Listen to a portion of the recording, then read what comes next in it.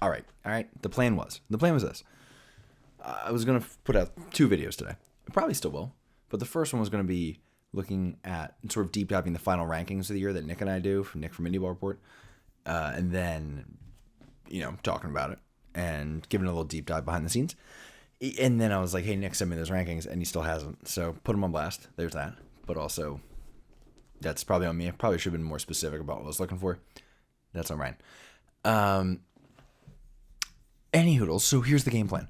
I was just this morning thinking about how it was while drama filled, which isn't it always. It was a very good indie ball season this year, and I was just trying to go through all the things that happened, all the things I'm planning to talk about, because I also want to open the door for anybody who wants to hit me out and be like, hey, you should talk about this, you should deep dive this. I'm in. So here's just sort of a stream of conscious, sort of where my head's at. Because what I know I'm going to do, here's what I know I want to do. I'm going to do a deep dive in the next couple weeks into each league, like sort of a recap of the year, give out some awards. We're going to do an award show, Nick and I combined. It's going to be fun. End a disaster, certainly. Going to do a little bit of what we missed in the Pecos, the USPBL, the Empire League, all that stuff. And we got some other weird projects I'm going to do. It doesn't really need to go in depth because I'm a little bit still selecting what I want, but they're going to be weird, okay? It's going to be, it's going to be weird.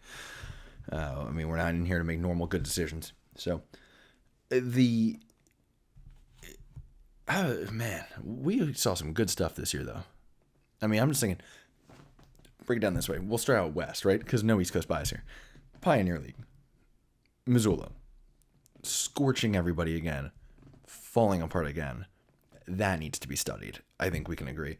Because I don't know if there's ever been a team they are dropping Quebec level, like Quebec Frontier League level domination on the Pioneer League and just not getting the titles for it, which is a fascinating disaster to study. Beyond that, YOLO and Oakland are their own can of worms, not to mention the champs, which if YOLO only plays 1 season, not saying they will, I think they'll play 2. But they win 1, that's funny for a team named YOLO. I think they'll be back. The only question mark is like the whole Sacramento question, because like now there's an MLB team in their town, so that kind of is tough.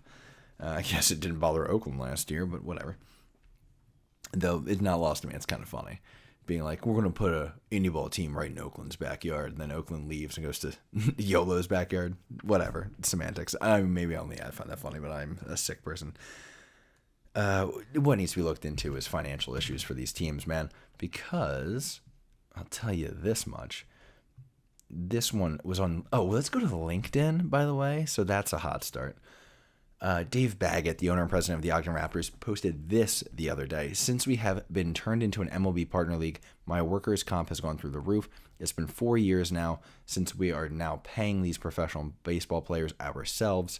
In that same 4-year span, my workers' comp coverage has gone from $1,800 annually to over $150,000 today. I'll repeat that, $1,800 to $150,000. This is not sustainable over time. I am not upset with WCF. Numbers are numbers. Players are at-risk employees, so if any of you folks can help me find alternatives, I am all ears. Have a great day. What a cry for help, dude. That's not what LinkedIn's for. That said, Ogden and Dave tend to use social media as they please. But to put that out there is like, we need help. So, interesting to watch, especially because I've now talked to 3 of the other teams in that league, and they're having similar experiences, and as a widespread thing. I know that was also talked about in the Atlantic League, so this is everywhere. That's going to be a situation, because the Pioneer League is doing that weird expansion all the way out west, which is debatable, but a different conversation. And to have teams struggling financially and then having to do this expansion is crazy. Maybe the expansion is to try to get buy-in, spending money back into the league, because you do have to buy into the league. So maybe that's trying to help this, maybe, but also the travel expenses don't help. I think there's just a lack of a plan in the Pioneer League. We're going to talk all about that.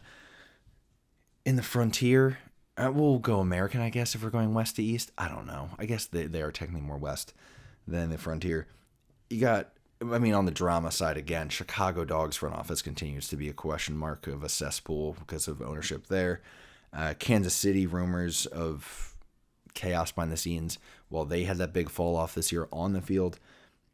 Lincoln is struggling. It sounds like they have financial tight pockets at the very least. Don't know really the backstory there, but if you look at the way they run that roster and considering they have Brett Jody managing, like, you're kind of like, this should be a better result, and there's just nothing there going on. Kane County, their run was kind of wild. Is that who King County is? Do we expect another run like that? Or is this more of a flash in the pan that got hot at the right time? We're going to need to go way into that. We need to do a better deep dive into what preempted the King County thing, because King County was good, not great. We're like, all right, cool. And then they just got hot and rolled on teams. So we're going to have to figure out what the hell that was. And then the building of Lake Country. Lake Country is kind of putting it together, which is fun. Made the playoff appearance this year. Exciting stuff. So we're going to keep an eye on that one. I want to discuss them a little bit. In the Frontier, I mean, we have the disaster that is the East Division. Call it the Jackals. Call it Sussex. Call it New England. 3 organizations that just deserve a what are you doing? And let's maybe figure it out. Beyond that, there's the expansion questions in the Frontier League, too, because they're going to Kinston and they're going to Pearl, Mississippi, despite already having footprint issues. It sounds like ownership of multiple teams was like, we don't like the footprint of this league. We don't like the amount of travel we have to do. And then certain owners were like, but expansion must happen. And then all of a sudden we have 2 new teams and they are expanding the footprint. So nothing is fixed. I don't understand.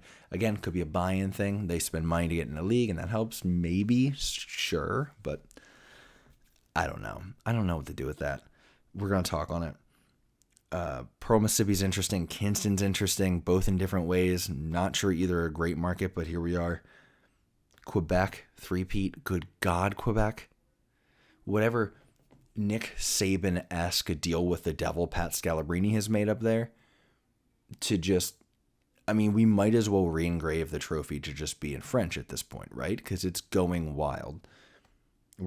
I have a plan. I want to go since the 3-peat. So because they have such an interesting situation where they basically had no roster several years ago. You had the COVID year. They did not play as the Quebec Capitals in 2021. So they kind of had to build from basically scratch in 2022. And they did. So I want to go all the way back to that and track the roster moves since and do a deep dive because they deserve it at this point. Quebec is so dominant. They're so incredible.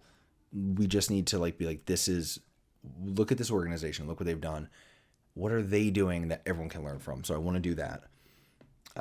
That'll be a big project, though. I might try to get someone from Quebec in on that project. We'll see. Washington returns to form and is incredibly good. They were my top team ranked in the Frontier League this year. So that's a hot take maybe, but we'll talk about that in the ranking video. Evansville, fall off is evident. I don't know what to do with that. Is this a one-off thing? Is this just how Evansville is? Joliet and Windy City, they're attempting a rebuild right now, so that's going to be something to talk about. Is that realistic? We'll talk about that too. I did mention, this video and another. I was like, that's another video. Well, quick promo before we wrap this up. If you're listening on a podcast platform, go check out the YouTube channel. Go check out Instagram. Go check out Twitter. Indy Nation, all of that. If you're on YouTube, go check out the podcast. Yeah, okay. Last but not least, got the Atlantic League, which I think is fascinating. Got Gastonia's continued drama off the field. Much less drama this year, but they are still trying to regain that trust of the community, which is a headache. They're close, but no title thing they have going on with Gastonia as well, and the new brand coming out. The slow rebuild of the Long Island Ducks under Lou Ford. Interesting. Definitely showed improvement as this year went on, so keep an eye on that one. Late fall off this year, but I wouldn't read too much into that one. I do think Lou's got something cooking there for the Ducks. Southern Maryland's a can of worms because they will be rightfully sued like crazy for what happened this year with the accident that happened there. Fine, they should be. That's my opinion, whatever. But it also is worth discussing. There is rumors that the new owner is coming in, and that was before all this, and rumors that they were getting a bunch of state funding. And now I'm like, will that be affected by legislation? So that's the whole thing. You're never going to get an answer on that one. That's the problem. It's extremely difficult to get answers there because nobody's going to want to talk about all that. So that will be something to keep an eye on at the very least and maybe discuss further.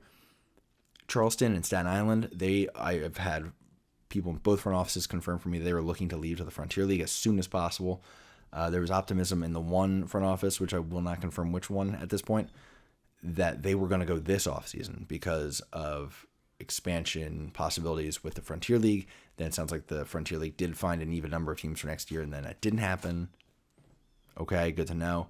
But it does sound like Charleston and Staten Island will probably be trying to get out of the Atlantic League the next 2 years. That's something to keep an eye on. Lexington struggles on and off the field continue. Hagerstown, sounds like they had a solid first year. Nice ballpark, I hear. They got to figure out what they're doing on the field, though. That was a really hard to watch product a lot this year, and not a very good division. The rise of the York Revolution, though, does deserve to be studied. So, yeah, there's a lot going on there. Can Lancaster bounce back? I mean, yeah, they made the playoffs, but, like, kind of hard not to in that division, right? Long Island took forever to find themselves. Staten Island fell off a cliff. Hagerstown was Hagerstown. So, I know Lancaster fans are going to be hyped about that, but I'm kind of like, hey, Lancaster, like, you got to decide. I mean, they really had one legit team in their division, and they went 4-19 against York this year. So, that's not going to work. Those are my thoughts. And they're a little disorganized right now. But I will also be posting the rankings later today, so keep an eye on that one. And that will be in podcast form, that will be in video form, and that will be on Instagram and Twitter as well. So keep an eye there. Other than that, I'm going to let you go. That was just it. If you have any other topics you think I should discuss, please let me know. It might already be one I have my eye on, it might not be, but I like to make we're in a weird niche content bubble, so I like to at least make weird niche content people want. So let's do that. Until then, I'm Ryan from Indy Ball Report, and y'all have a good one. I may not have a lot, but I love what I got. A 4x4 and a good fishing spot. I hope this time my card won't decline.